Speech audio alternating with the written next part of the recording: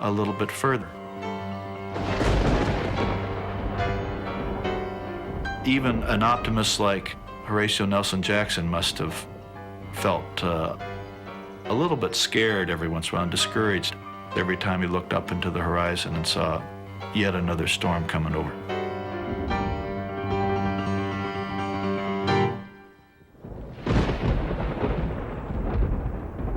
When we crossed into Nebraska, the mud became worse instead of better. Here it rained constantly. The mud was a cement-like mass that stuck to things like the best Portland, and it seemed to have no bottom. The car sank in it clear up to the battery boxes, that is, nearly to the tops of the wheels, and then we would get out the block and tackle and haul it out. One day, we repeated this performance 18 times. These places were locally termed buffalo wallows. We wallowed in them, sometimes tearing down a section of fence and put them under the wheels to make a foundation.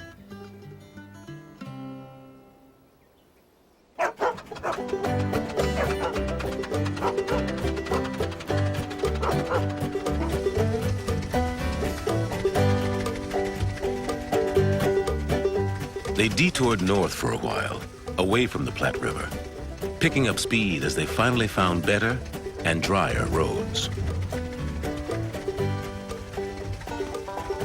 As he moved east, the car became a sensation less because it was totally new, as it had been farther west, but it became, in a certain extent, a greater sensation, because now there was the news that this might be history in the making.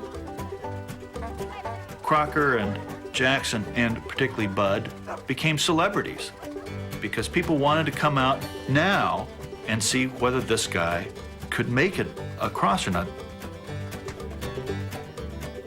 People knew that there were two other cars on the road and that this was something of a race. They rushed through Kearney, Grand Island, Columbus, and dozens of smaller towns.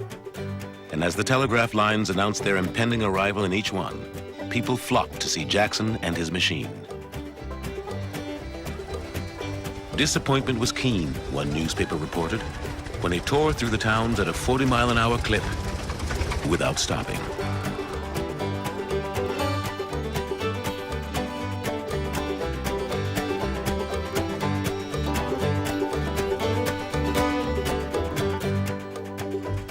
In a final long day in Nebraska, they covered an astonishing 250 miles, despite breaking a front axle that had to be welded by yet another blacksmith.